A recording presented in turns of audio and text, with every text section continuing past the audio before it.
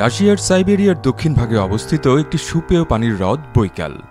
পৃথিবীর অপার সৌন্দর্যমণ্ডিত এই হ্রদটি কোনো মানুষ নয়, প্রকৃতি একে তৈরি করেছে নিজের খেয়ালে। জানেন নিশ্চয়ই, বৈকালই বিশ্বের সবচেয়ে বড় স্বাদু বা সুপেয় পানির হ্রদ। শুধু তাই না, বিশ্বের গভীরতম হ্রদও এটি। এছাড়া বিশ্বের সবচেয়ে স্বচ্ছ বা সবচেয়ে প্রাচীন হ্রদের খেতাবটিও রয়েছে এই হ্রদের ঝুলিতে। এমনই নানা কারণেই বৈকাল হ্রদ বিশ্বখ্যাত। বিস্ময়কর এই হ্রদের আদ্যপান্ত জানাতেই তৈরি করা হয়েছে এই ভিডিওটি। তাই চলুন আর দেরি না করে আদ্যপান্তর এই পর্বে জেনে আসি বৈকাল হ্রদ সম্পর্কে। শুরুতেই চলুন জেনে নেই বৈকাল হ্রদের বিশালত্ব সম্পর্কে। হ্রদটির আয়তন ৩১,৭২২ বর্গ কিলোমিটার। এর দৈর্ঘ্য ৬৩৬ কিলোমিটার বা ৩৯৫ মাইল, আর প্রস্থ সর্বোচ্চ ৭৯ কিলোমিটার বা ৪৯ মাইল। বিজ্ঞানীদের মতে ২৫ থেকে ৩০ মিলিয়ন বছর আগে বৈকাল ফাটল এলাকার ভূগর্ভে তীব্র আলোড়নের ফলে বৈকাল রিফট উপত্যকার সৃষ্টি হয়, আর সেখান থেকে জন্ম নেয় বিশাল এই জলরাশি। বিশ্বের গভীরতম এ হ্রদের সর্বাধিক গভীরতা ১৬৪২ মিটার বা ৫,৩৮৭ ফুট। হ্রদটির তলদেশ সমুদ্রপৃষ্ঠ থেকে ১১৮৮ মিটার বা ৩,৮৯৩ ফুট নিচে। তবে তলদেশটির নিচেও রয়েছে প্রায় ৭ কিলোমিটার পলিমাটির স্তর, যার ফলে রিফট বা ফাটলটির তলদেশ সমুদ্রপৃষ্ঠের ৮ থেকে ১১ কিলোমিটার নিচে অবস্থিত। এতে করে এই রিফটটি বিশ্বের গভীরতম কন্টিনেন্টাল রিফট হিসেবেও বিবেচিত হয়। গবেষকদের দেওয়া তথ্য অনুযায়ী রিফটটি এখনও জীবন্ত, কেননা প্রতি বছর এটি ২ সেন্টিমিটার করে বিস্তৃত হচ্ছে। এর ফল্ট জন্য ভূমিকম্প প্রবণ। প্রায় এখানে হট স্প্রিংস বা উষ্ণ প্রস্রবণ তৈরি হয় এবং কয়েক বছর পরপরই এখানে উল্লেখ করার মতো ভূকম্পনও অনুভূত হয়। হ্রদটি উত্তর, মধ্য ও দক্ষিণ এই ৩ অববাহিকায় বিভক্ত। এদের গড় গভীরতা যথাক্রমে ৯০০, ১৬০০ ও ১৪০০ মিটার। বৈকালের ৩০০ মিটার গভীরে অবস্থিত অ্যাকাডেমিশিয়ান রিজ বা শৈলশিরা উত্তর এবং মধ্য অববাহিকাকে আলাদা করেছে, আর মধ্য এবং দক্ষিণ অববাহিকাকে পৃথক করেছে সেলেঙ্গা ডেল্টা এবং বাগুল জাইকা স্যাডল। অনেক উঁচুতে অবস্থিত বিশালাকৃতির হ্রদের মধ্যে বৈকাল বিশেষভাবে উল্লেখযোগ্য। ৯০-এর দশকে রাশিয়া, আমেরিকা ও জাপানের বিজ্ঞানীরা হ্রদটির পলিমাটির স্তরে ড্রিল করে গবেষণা চালায়, যা থেকে উঠে এসেছে ৬.৫ মিলিয়নেরও বেশি সময় ধরে জলবায়ু পরিবর্তনের নানা তথ্য। বৈকালে একমাত্র সুপেয় পানির হ্রদ যার পানিতে প্রত্যক্ষ বা পরোক্ষভাবে গ্যাস হাইড্রেটের উপস্থিতি রয়েছে। উত্তর পশ্চিমে ইরকুতস্ক ওব্লাস্ট এবং দক্ষিণ পূবে বুরিয়াত প্রজাতন্ত্রের মাঝে অবস্থিত বৈকাল হ্রদের চারপাশ পাহাড় পর্বত দিয়ে ঘেরা। হ্রদের উত্তর দিকে রয়েছে বৈকাল পর্বতমালা, আর উত্তর পূর্ব দিকে আছে বারগুজিন রেঞ্জ। এই হ্রদে রয়েছে ছোট বড় মিলিয়ে ২৭টি দ্বীপ। এদের মধ্যে সবচেয়ে বড় দ্বীপটির নাম ওলখন, যা লম্বায় ৭২ কিলোমিটার আর চওড়ায় ১৪ কিলোমিটার। এটি বিশ্বের তৃতীয় বৃহত্তম হ্রদ বেষ্টিত দ্বীপ। সব মিলিয়ে ৩৩০টি নদীর পানি এসে পড়েছে এই হ্রদে। এগুলোর মধ্যে সেলেঙ্গা, বারগুজিন, তারকা এবং উচ্চ আঙ্গারা নদী বিশেষভাবে উল্লেখযোগ্য। তবে কেবলমাত্র নিম্ন আঙ্গারা নদীর মাধ্যমে হ্রদের পানি বাইরে বের হওয়ার সুযোগ পায়। বৈকাল হ্রদে পানির মজুদ রয়েছে ২৩,৬১৫ কিউবিক কিলোমিটারের বেশি, যা বিশ্বে যত সুপেয় পানির মজুদ আছে তার ২২ থেকে ২৩%। এর পরিমাণ উত্তর আমেরিকার গ্রেট লেকসের সবগুলো হ্রদের সঞ্চিত স্বাদু পানির চেয়েও বেশি। পৃথিবীর সবচেয়ে স্বচ্ছ পানির হ্রদ হিসেবেও বিবেচিত হয় বৈকাল হ্রদ। শীতকালে হ্রদের ৩০ থেকে ৪০ মিটার পর্যন্ত গভীরতায় খালি চোখে দেখা সম্ভব হয়, তবে গ্রীষ্মকালে তা কমে দাঁড়ায় ৫ থেকে ৮ মিটারে। হ্রদটি প্রচুর পরিমাণে অক্সিজেন সমৃদ্ধ, যার উপস্থিতি এর গভীর পর্যন্ত পাওয়া যায়। এ কারণে এটি টাঙ্গুনাইকা হ্রদ ও কৃষ্ণ সাগর থেকে একেবারে আলাদা। হ্রদের পানির তাপমাত্রা নির্ভর করে এর অবস্থান, গভীরতা আর ঋতুর উপর। শীত আর বসন্ত এই ২ ঋতুতে ৪ থেকে ৫ মাস পর্যন্ত হ্রদের উপরিভাগের পানি জমে বরফে পরিণত হয়। জানুয়ারির শুরু থেকে মে জুনের গোড়া পর্যন্ত পুরোটা সময় হ্রদ ঢাকা থাকে পুরো বরফের স্তরে, যার পুরুত্ব দাঁড়ায় ০৫ থেকে ১.৪ মিটার।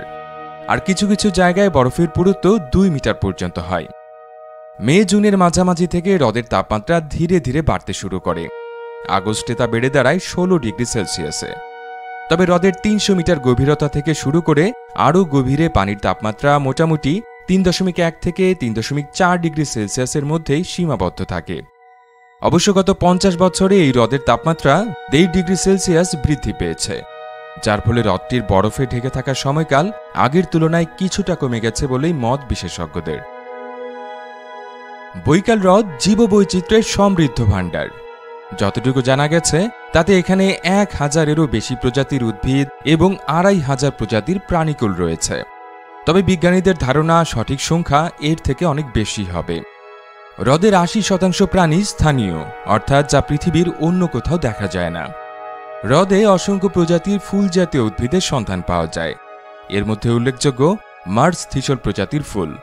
শুধুমাত্র হ্রদটির পূর্ব প্রান্তেই দেখা যায় এই উদ্ভিদ। হ্রদের পাড় জুড়ে কিছু অংশে অগভীর পানিতে ডুবে থাকা ম্যাক্রোফাইটিক উদ্ভিদের দেখা পাওয়া যায়। 85টিরও বেশি এ প্রজাতির উদ্ভিদ রয়েছে এখানে। তবে হ্রদটিতে সবুজ শ্যাওলা জাতীয় জলজ উদ্ভিদের প্রাধান্যই বেশি। এমনকি হ্রদটির 30 মিটার বা 100 ফুট গভীরেও দেখা যায় এসব উদ্ভিদ।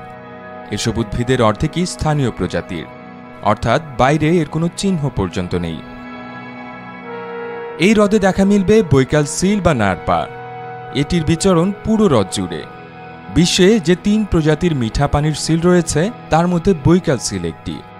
এছাড়া হ্রদের আশপাশে বাস রয়েছে ইউরেশিয়ান বাদামি ভাল্লুক, ইউরেশিয়ান নেকড়ে, লাল শিয়াল, এল্ক, সাইবেরিয়ান লাল হরিণ, রেইনডিয়ার, কস্তুরী হরিণ, বন্য শুয়োর, লাল কাঠবিড়ালি এবং লেমিংয়ের মতো অসংখ্য প্রাণী। এছাড়া হ্রদের তীর জুড়ে বাস রয়েছে 236 প্রজাতির পাখির, যার 29টি আবার জলজ পাখি। মিঠা পানি হওয়ায় এই হ্রদে রয়েছে প্রচুর মাছ। হ্রদ অববাহিকায় 65টির মতো প্রজাতির মাছ রয়েছে, অবশ্য যার অর্ধেকই এখানকার স্থানীয়। অমুল মাছ এখানকার সবচেয়ে জনপ্রিয় মাছ। সাদা রঙের এই মাছটি এখানকার স্থানীয় প্রজাতির। এটি ধরার পর তা ধোয়ায় শুকিয়ে বাজারে বিক্রি হয়।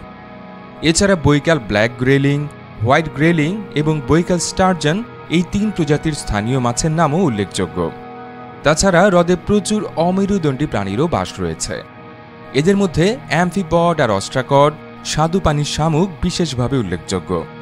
প্রচুর অক্সিজেন সমৃদ্ধ এই হ্রদের 5000 ফুট গভীর পর্যন্ত জলজ প্রাণীকুলের অস্তিত্ব পাওয়া যায়। ইতিহাসবিদদের মতে একসময় বৈকালিয়া নামে পরিচিত বৈকাল অঞ্চলটিতে বহুদিন ধরেই মানুষের বসবাস রয়েছে।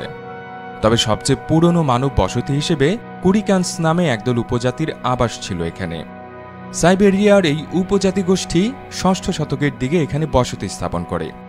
কিন্তু এর আগেও খ্রিস্টপূর্ব 3য় শতকের দিকে এই অঞ্চলটি ছিল জিয়াঙ্গু সম্প্রদায়ের উত্তরের ভূখণ্ড। হ্রদের তীরে হান সাম্রাজ্য এবং জিয়াঙ্গুদের মধ্যে যুদ্ধ সংঘটিত হয়েছিল। খ্রিস্টপূর্ব 2য় শতাব্দী থেকে 1ম শতাব্দী পর্যন্ত হান সেনাবাহিনী জিয়াঙ্গু বাহিনীর পশ্চাৎধাবন করে এবং এক পর্যায়ে তাদের পরাজিতও করে। তাদের দেয়া তথ্য মতে এই হ্রদটিকে বিশাল একটি সাগর হিসেবে বিবেচনা করা হতো। এমনকি চীনা পুরাণে এটি উত্তর সাগর নামে বর্ণিত আছে। 6ষ্ঠ শতাব্দীতে এই অঞ্চলে বাস শুরু করা কুরিকান্সরা এই হ্রদের নামকরণ করে অনেক পানি নামে। পরে বুড়িয়াত্রা একে প্রাকৃতিক লেক আর ইরকুত্রা সমৃদ্ধ লেক নামে ভিন্ন দুটি নামকরণ করে।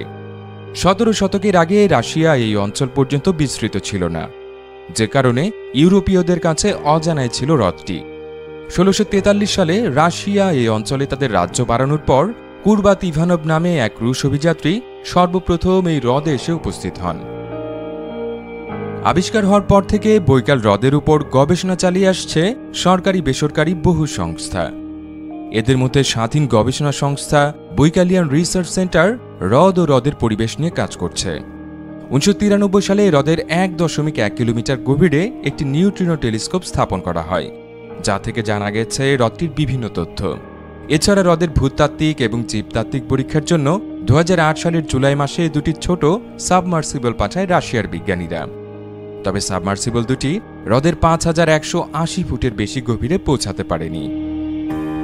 সাইবেরিয়ার মুক্তা নামে খ্যাত এই হ্রদ দিন দিন পর্যটকদের কাছে জনপ্রিয়তা পাচ্ছে, যা এখানকার অর্থনীতিকেও চাঙ্গা করে তুলেছে।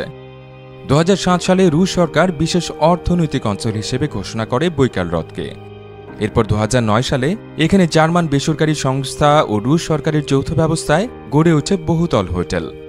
ধীরে ধীরে পৃথিবীবাসীর কাছে পরিচিত হয়ে ওঠে বৈকাল হ্রদ। এছাড়া হ্রদটির নানা বৈশিষ্ট্যের কারণে 1996 সালে বৈকাল হ্রদকে বিশ্ব ঐতিহ্যের তালিকায় স্থান দেয় ইউনেস্কো।